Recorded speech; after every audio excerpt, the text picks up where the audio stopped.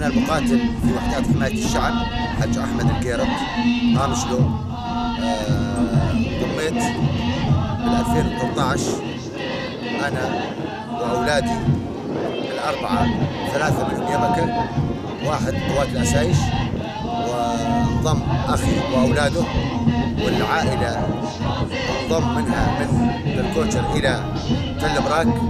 العدد كان 63 واحد من آل قيرط إلى وحدات حماية الشعب. انضميت لوحدات حماية الشعب، شفت الأصح في وحدات حماية الشعب كانت تحمي الشعب.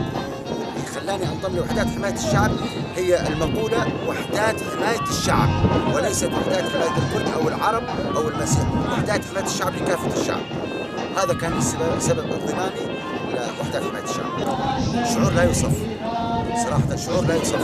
في خندق واحد، معركة واحدة، حملة واحدة، سفرة واحدة، طعام واحد، شعور لا يوصف. أقول وحدات حماية الشعب هي لكل الشعب.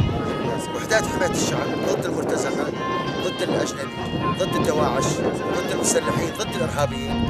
نريد منكم الانضمام إلى وحدات حماية الشعب بكافة المكونات الموجودة بالمنطقة لتنظيف هذه المنطقة من كل رجس دواعش وغيرهم المسلحين.